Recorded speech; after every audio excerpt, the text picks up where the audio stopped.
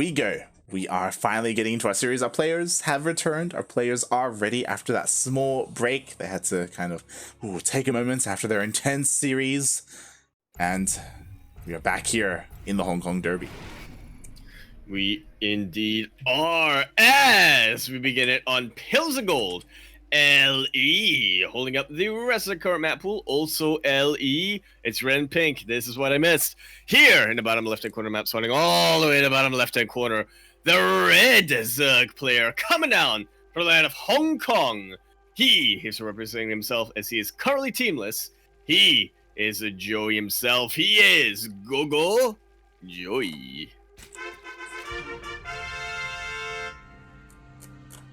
And spawning in the top right-hand corner of Pills of Gold LE, we have the Hong Kong Protoss, the pink Protoss, representing himself.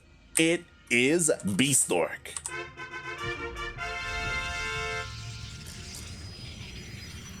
And we got a little bit of a teaser for this earlier on. We were kind of a little bit tantalized. Bistork almost took out Miomaika to face GogojOey here in a best of 3, but it's still going to be a best of 3 PvZ here, that Hong Kong Derby. And what is this? I mean, they get their rematch against Miomaika either way. Oh, that they do.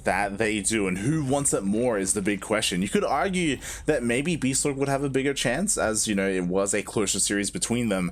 But at the same time, GogojOey, he has beaten Miomaika before, in the past, in GPO. He could also do it again. Yeah, decent number of times at that. But really, it's going to come down to inertia. There we go. It's going to come down to who can get more physical. Who gets physical? Yeah. There you go. Beautiful. As who right now, squats. We do have a bit of worker on worker action here, as Bistork is delaying this third base for as long as possible. Yeah, doing a pretty decent job at it. That almost loses the probe. But the probe is a little bit expendable here. Bistork keeps it alive. But more importantly, GogojOey does get his third base. Quite a quick third base coming out, isn't it, for ZvP? Oh, yeah. Typically, you get the third base at around 30 or so supplies. So, yeah, GogojOey going for it much faster. And yeah, we'll see what he has in store for us here. As is he skipping his sling speed? Huh. He's got 100 gas. He doesn't quite have the minerals for it. Yeah. I don't think he's going to skip it. I think maybe he just wanted to drone up a little bit. Now I'm a little bit... yeah. Now I have to wonder, once he got another 100 minerals and just didn't get it again. He's banking up quite a bit. I imagine he probably wants to make sure there's no scouting information before potentially going into a fast lair. Tu ves puta? He always wanted to be 2-base muta, mate. Yeah. Listen, Miomaika, he sated a little bit of my muta cravings, but also a lot of muta sight that game. They did. Over like 100, around 150 muta sight. Yeah. And by the end of the game, yeah, it was close to 150 or something like that. Aye. Meanwhile, we do see GogojOey. He was just backing up that gas, and he is still going for lane speed, so nothing too crazy coming out from the side of our Zerg. Meanwhile, Bistork, once again, we saw him do it against Miomaika, going for the Stargate opening. Yeah, will he go into the Glaive to Depth build out of this as well, or is he going to reach a little bit deeper into his bag of tricks? Bistork, he's got builds for every occasion. Birthdays, weddings, funerals, graduations. Bistork, he's the kind of guy. He's like the ringleader of the funeral dance. That's who Bistork is. He is. And you know who's in the coffin? You know who's in the coffin? Probe and Risky. Yeah, they're both jammed in there, mate.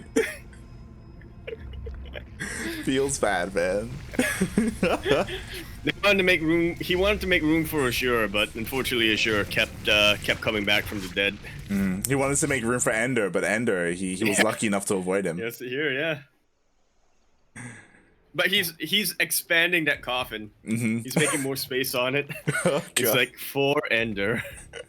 Aye, aye, aye. Meanwhile, speaking of 4-ender, Bistork, we were talking about it. He's going for the exact same build he did against me and Micah, with all those gateways being thrown down, as well as the glaives on the way.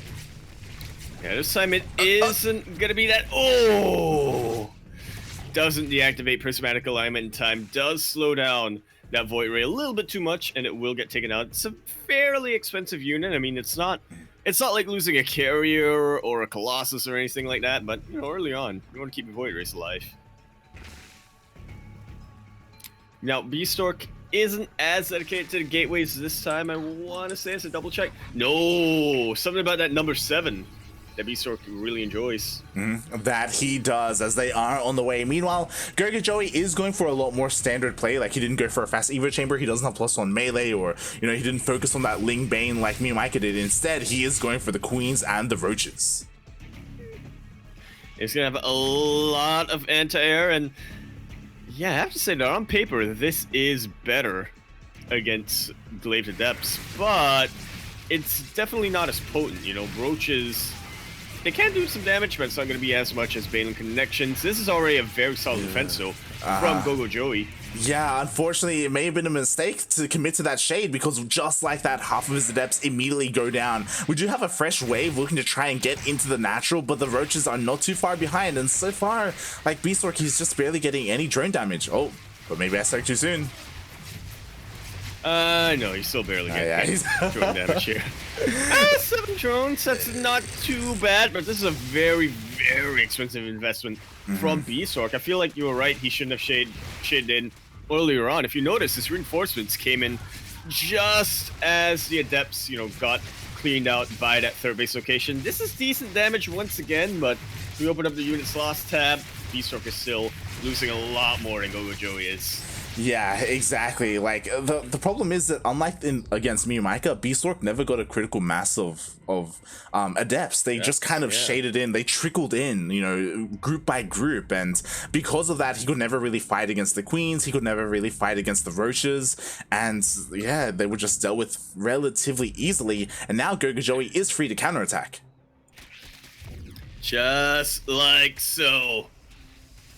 And I gotta tell you, it may not be a 1-1 Baneling bust, but roaches, they have some range. They can attack whatever's behind that wall. Oh, that they can, but GogojOey, he pulls everything back to defend against the adepts. May not be the most ideal pullbacks that have happened, but he is already thinking about his next stage. His lair finished up a while ago. He is halfway done with his Spire. That he is. I mean, I love the Spire play, but unfortunately, I do agree with you that, like, there was totally potential there for GogojOey to deal more damage. There was a single Immortal and a Sentry to defend. Maybe, like, the gateways could have gone down, GogojOey could have dealt some more damage. Instead, he felt like it was safer to back off. Regardless, there's still a lot of potential for these Mutalisks to just get insane economic damage. Yeah, risk reward really is the name of the game of GogojOey earlier on, where he wanted to keep up that pressure, and eventually his opponent Bistork will crack, or he will crack himself. I will say, I don't see much anti-air right now for Bistork. There's a Sentry. 10 Mutas are on the way. There's a Sentry. Oh, okay. GogojOey might as well give up now, honestly. Oh, There's God. a Sentry. Yeah, Sentry. It's to a Sentry. Yeah, renowned for its anti-air, but no, the Sentry, not against the roaches. Okay, he's good. Okay, does what should keep it alive. Actually, the Purification Nova getting more than I thought it would. That it did. Meanwhile, he has to be careful. The army is quite small here, and oh god, the roaches are trying to pounce on top of this disruptor, and the Mutas have revealed themselves. Yeah, or at the very least keep those stalkers busy, which they do. GogojOey starting to target them down, and once they're taken out, there's not too much here to oppose these Mutalisks. No shield batteries here in the natural base either. GogojOey making the most of the defenders, Bistork rather, making the most of his defender's advantage. Trying to warp in as much as he can, but he just does not have the resources to do so. He's got 7 gateways, but he cannot warp in from them. GG is called. GogojOey going to be taking game number 1. GG, and honestly, I thought it was a really bold choice that GogojOey, instead of going for a mineral line, he dove immediately onto those stalkers, and it took a while to get them down, but there was never more than like 3 stalkers up shooting at the mutas, so GogojOey was able to slowly overwhelm the army and then just win from there. Yeah, I'm not sure what the mining situation was towards the end of the game. Okay, I think it was the third basin to finish up. Yeah, that's probably what it was. So yeah, there just was not a very good saturation of mining for Bistork. Towards the end of the game, he had the production. He didn't have the resources to make use of them. And as he said, only warping in a handful of stalkers at a time. Very easy to get targeted down by the army of GogojOey and Colossus. They're huge, they're massive, they're threatening. They don't shoot up. No, they do not. Colossus, Disruptors, Immortals, these were all things that Bistork had, and none of it could help against the mutas. But that actually kind of reminds me, like, did you see Creighton Olsen?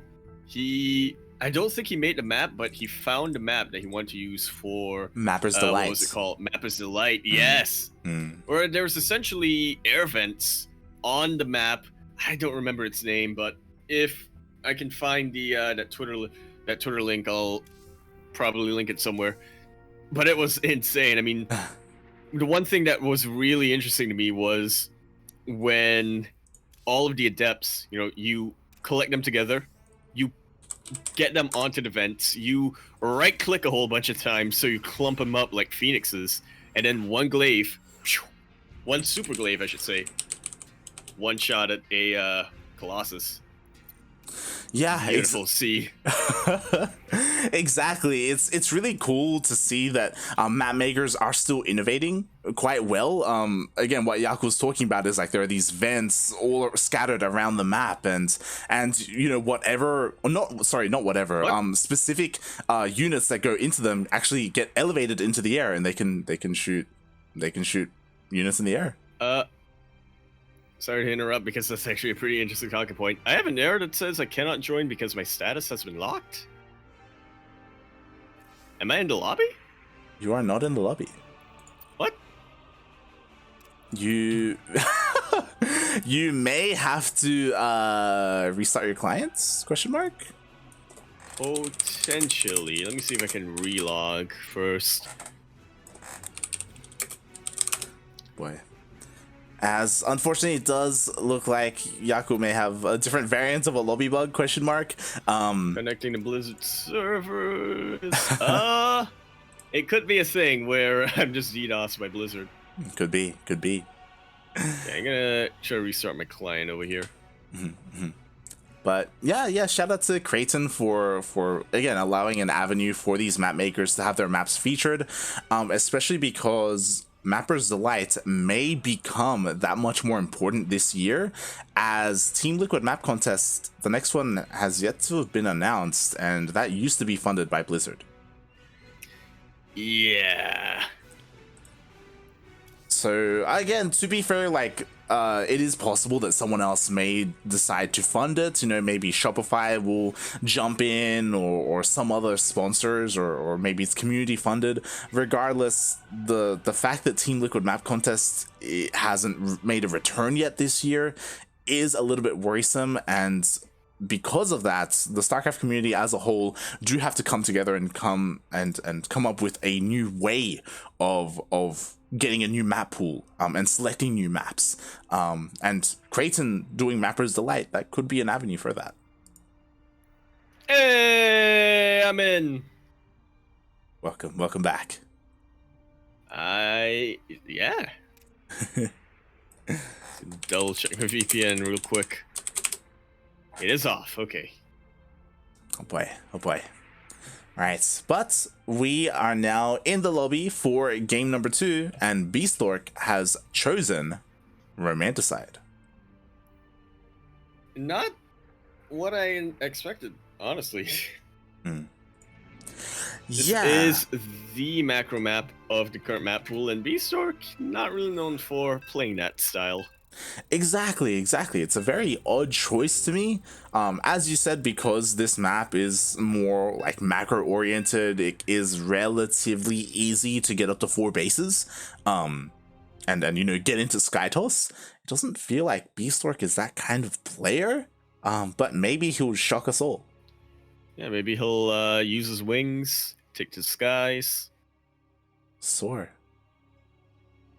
Like a pelican.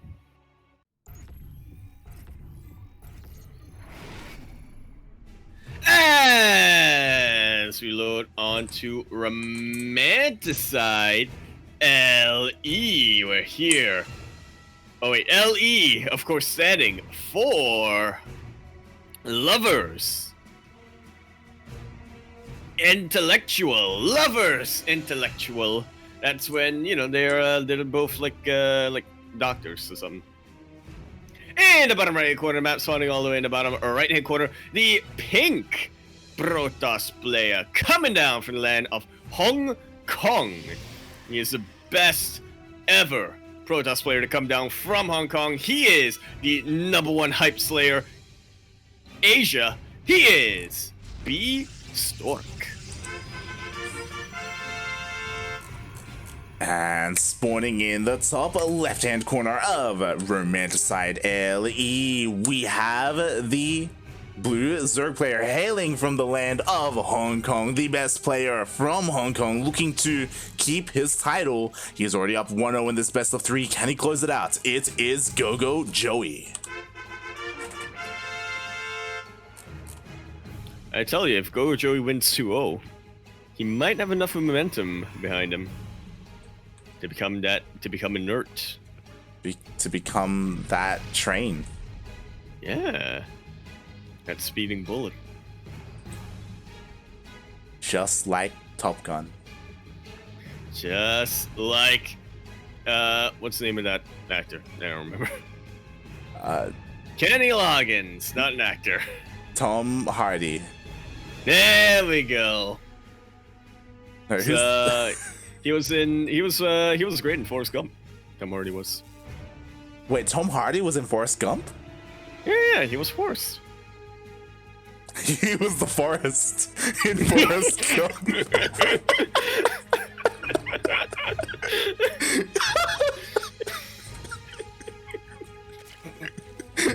So stupid.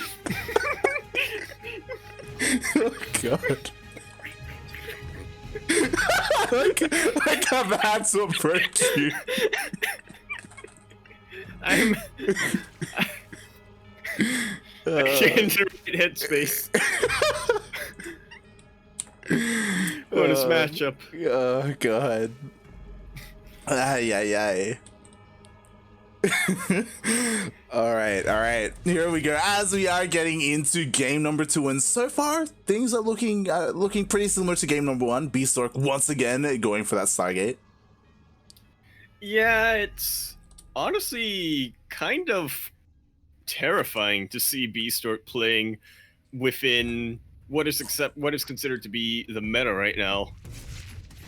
You know, yeah. Opening up with his Stargates. I mean, in the past, I feel like Bistork was a player who would avoid Stargate at any cost. Did we ever see Bistork make an Oracle, for example? I feel like he was very much a gateway-oriented player. Well, yeah. Gateway and cannon-oriented player. Yeah, definitely.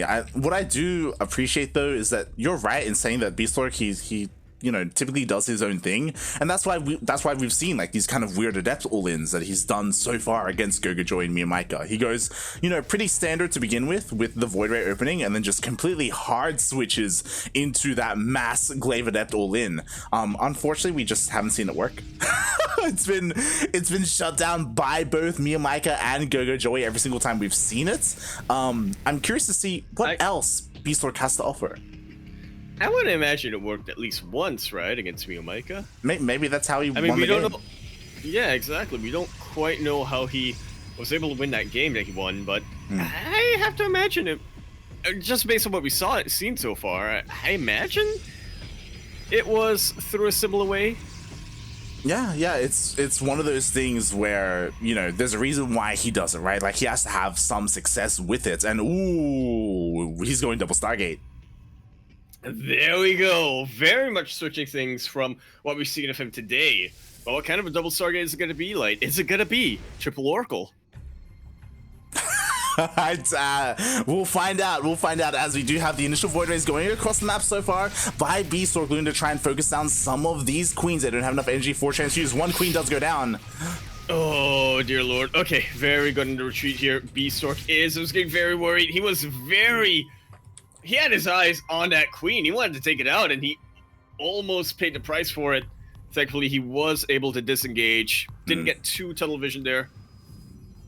Retreated with what he needed to, and made it out with killing a queen. Yeah, like thankfully, like we've seen in the previous games that he has played out, he's prone to losing that void ray. Oh, he has to be so careful as it does almost get focused down. Meanwhile, we do have GogojOey. He dove in, he was able to scout both Stargates for Bistork. He confirms the double void ray production, and behind this, GogojOey goes for a Spire.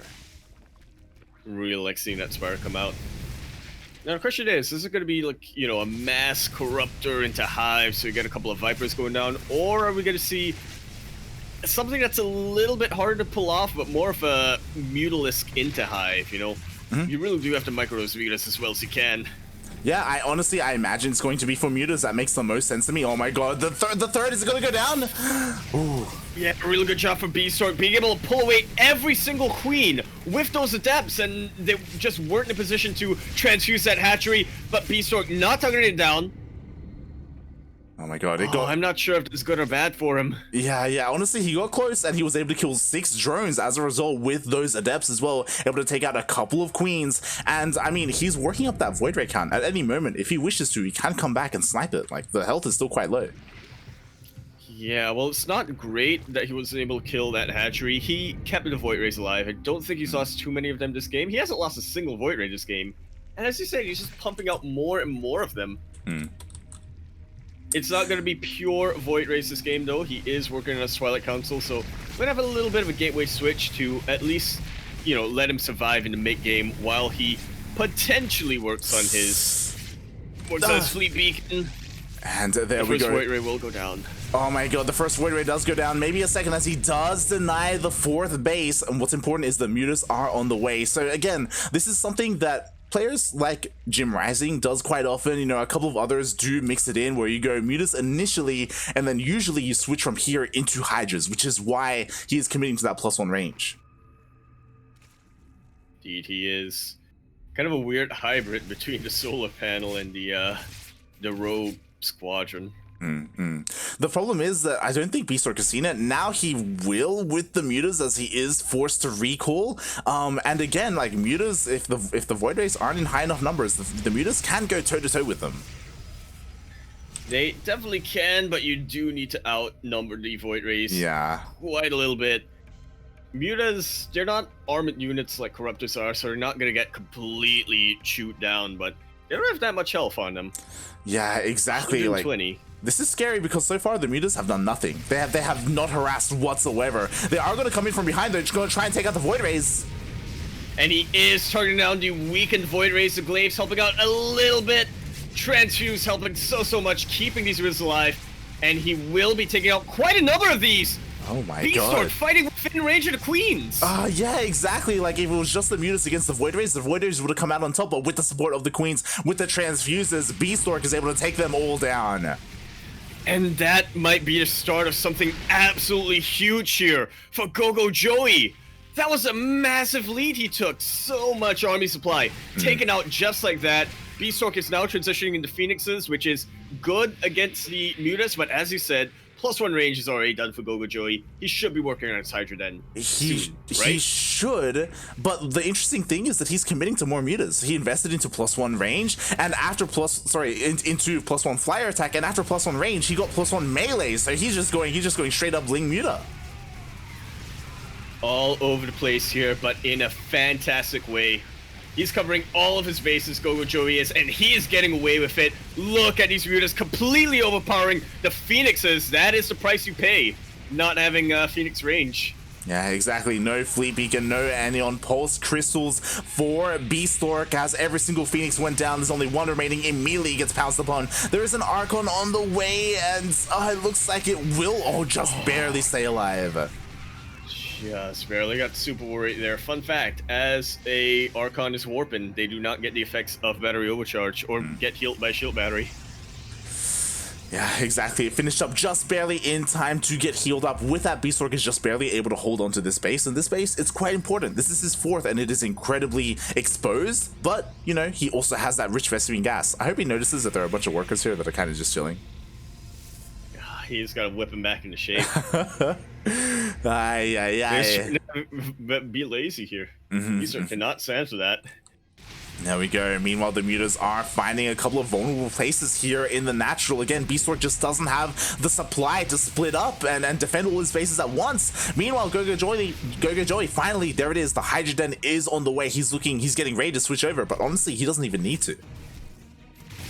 Yeah, he's got more. Maybe he's worried about the Archons over here. And I will say that Charged Archon, that's a very scary thing to face when you're going for Hydras, which, you know, does have to make one wonder a little bit more about GogojOey's decision over here, but it's pretty good to have a well-rounded army regardless, right? Yeah. Eventually, he's thinking that eventually Bistork is going to get that Aeon Pulse Crystal.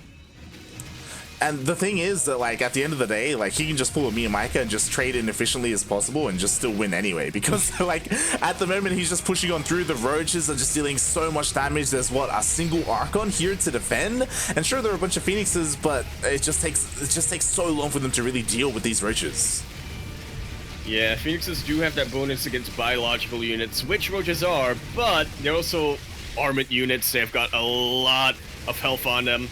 Look at how many shots it takes for a Phoenix to take out a roach. Exactly, and in the end, the 4th base does go down. So do a couple of workers. At the same time, the mutas are looking to dive into the natural. Oh god, the workers, no! They thought they were safe in the corner, but they were quartered. That they were. It feels bad, man, as GogojOey, he takes out every single worker in the natural at the 4th base. The 3rd is under threat. What does Bistork have to defend? A handful of zealots and phoenixes. Man, this was such a good opening that Bistork showed us with his Void Rays. He showed that he could play with restraint, that he could, you know, really get some very positive damage done.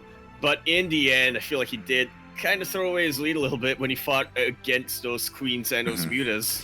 Yeah, honestly, Bistork was playing well up until that point. Incredibly well. Like, he was being so efficient with his Void Rays, and then suddenly it just swung in GogojOey's favor. And at the moment, Bistork's just doing what he can. He's on 2 bases. He's got a decent amount of Phoenixes, so what he can do is fight the mutas. That's about it. Yeah. It's like, you know, Bistork is focusing on taking out one problem at a time. GogojOey's coming at him with 7 problems. Exactly. GG's call, and GogojOey will be taking the lower brackets finals 2-1. He's got 2-0 rather. He's got some inertia behind him, like for that rematch against Miyamika.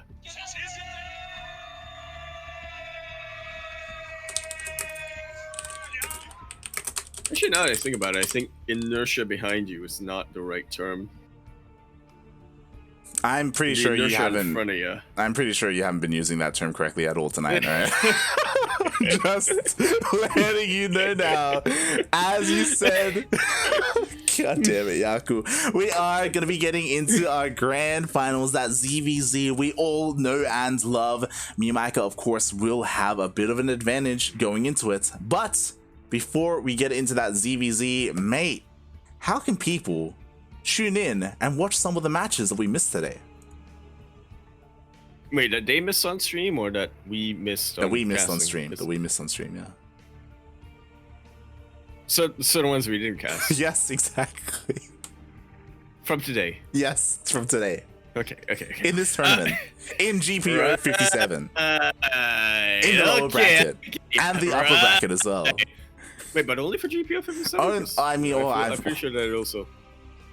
You know what? Why don't you tell me? Because I'm not sure what I know. Hey! Exclamation mark Patreon in the chat. You are going to be directed to the Cranky Ducklings Patreon page, and it will tell you some instructions and some incentives that you get depending on your the tier of your Patreon pledge. Just about every one of them, though, will give you access to the replay packs from almost every tournament that we do in fact cast here on the Cranky Ducklings. The only ones that we do not give out, as they provide it themselves, are the ESL Open Cups. So from any tournament we cast here, WC Weekly, Grand Platypus Open, NA Apprentice Cup, Battle of the Americas, Latin. I almost said Latin. I almost said Latin Derby. Sentimiento Latino. Or, if you prefer, you can see a little bar here on the bottom of the screen. You too can also get those replay packs by subscribing to the Cranky Ducklings channel here on Twitch. We do have 26 more goals. 26 more goals? No, 26 more days to reach our 70 sub goal. And if we hit that, I will ask Light if he's interested in recording a ska song. An album. An album? Yeah. We'll see what the hell I'm happens. Sure he won't. I'm pretty sure he won't agree to it, but I'll ask him. Now I have to agree to it. Now I just... There we go, yeah. Oh, God. We're gonna lay down that beat and just go to town, mate. Spit some rhymes. And with that, we will be going on a short 5-minute break. I hope you enjoy some of these new duct tapes by El Vortex Lamb himself. So stay tuned. We'll be back with our grand finals after the duct tape. It's coming. That rematch. Can't avoid it. Skidda.